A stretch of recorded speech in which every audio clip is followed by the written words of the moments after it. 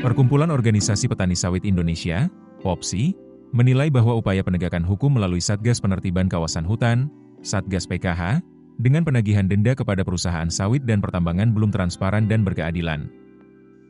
Diketahui, kewajiban denda administratif mencapai puluhan triliun rupiah ini dikenakan kepada 71 perusahaan, dan sebanyak 49 diantaranya adalah perusahaan perkebunan kelapa sawit. Ketua Umum POPSI Mansuetus Darto mengatakan, terdapat sejumlah tantangan mendasar yang perlu diperbaiki agar kebijakan berjalan adil bagi semua pemangku kepentingan. Akar persoalan konflik lahan adalah ketidakpastian tapal batas kawasan hutan yang selama ini digunakan pemerintah.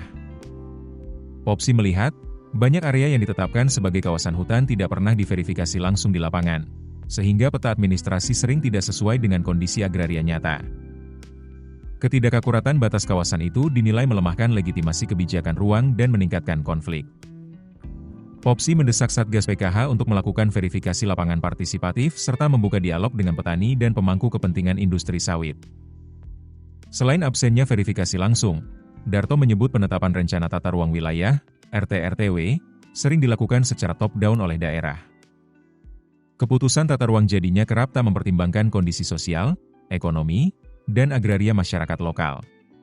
Dus, perencanaan ruang yang tidak partisipatif berpotensi menimbulkan konflik ruang berkepanjangan.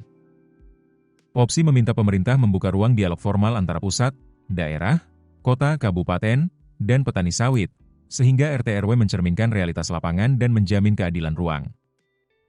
Ia menambahkan, POPSI memahami denda administratif jadi bentuk penegakan hukum. Tapi, tak bisa dilakukan dengan otoriter tanpa mempertimbangkan kemampuan perusahaan.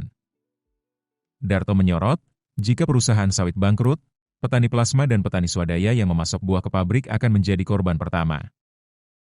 Oleh karena itu, lanjutnya, POPSI meminta agar Satgas PKH menerapkan skema term of payment yang dapat dinegosiasi sesuai kondisi perusahaan. Ia menekankan, kebijakan penetapan kawasan hutan perlu mempertimbangkan keberadaan pemukiman, usaha rakyat, dan kebun sawit yang telah berjalan puluhan tahun. Sebagai informasi, POPSI adalah organisasi petani yang memayungi organisasi petani kelapa sawit, antara lain Serikat Petani Kelapa Sawit, SPKS, Apkasindo Perjuangan, Jaringan Petani Kelapa Sawit Berkelanjutan Indonesia, JAPSBI, Jaringan Petani Sawit Nusantara, JPSN, dan Asosiasi Petani PIR, Aspek PIR. Download aplikasi Kontan sekarang di App Store atau Play Store.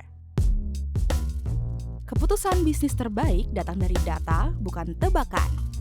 Mudah berlangganan Business Insight dengan subscribe with Google.